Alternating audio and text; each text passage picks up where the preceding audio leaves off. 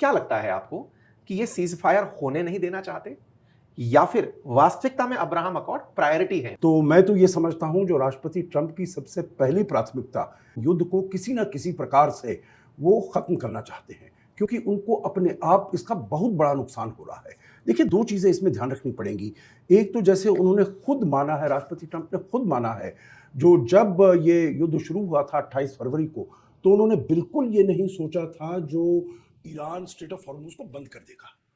परंतु एक तो ईरान ने कभी जो खाड़ी के देश हैं उनके ऊपर हमला नहीं किया, ये पहली बार उन्होंने किया ऐसा। और दूसरी बात थी, जो ये स्ट्रेट ऑफ हॉर्मुज उसको भी वो बंद नहीं करेगा, परंतु उसने बंद कर दिया। अब इसका जो असर हो रहा है वो राष्ट्रपति ट्रंप के ऊपर बहुत बुरा असर हो रहा है, क्योंकि उसकी वजह से पूरी दुनिया त्रसित है। ईरान ने कर दिया, ट्रंप को इनिशियली लगा कि ये मेरी सत्ता को चैलेंज है, हम कराने कुछ गए थे, हमारे विरुद्ध कुछ काम हो गया।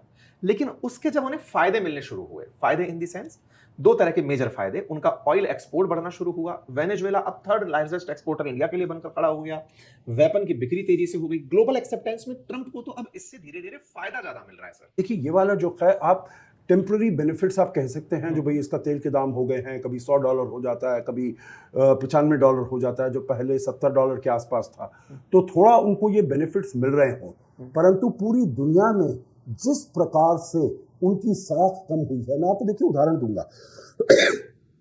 राष्ट्रपति ट्रंप जब बीजिंग गए अभी 14-15 मई को, तो क्या उनकी डिमांड्स थी वहां पर, जो आप जाकर आप ईरान के ऊपर दबाव डालिए। राष्ट्रपति शी जिनपिंग को उन्होंने कहा आप ईरान के ऊपर दबाव डालिए जो स्ट्रेट ऑफ हॉर्मुज खोल दे, और वो ये एक्नॉलेज करे, एक्सेप्ट करे, जो वो न्यूक्लियर वेपन नहीं बनाएगा और किसी प्रकार से लिखित दे दे और अपने जो उसका जो एसेट्स है उनको वापस कर दे।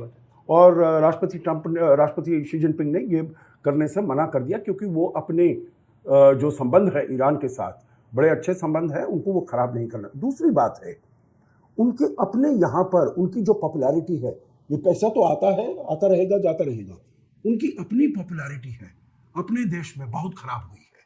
वहां पर अपने देश में ठीक है, उनकी ऑयल कंपनीज को पैसा मिल रहा हो, इन्फ्लेशन बहुत ज्यादा हो रहा है, पॉपुलैरिटी जो इस युद्ध की है बहुत कम हो गई है, सपोर्ट बेस जो है राष्ट्रपति ट्रंप का बहुत कम हो गया है, और मिड टर्म इलेक्शंस होने हैं 6 महीने में।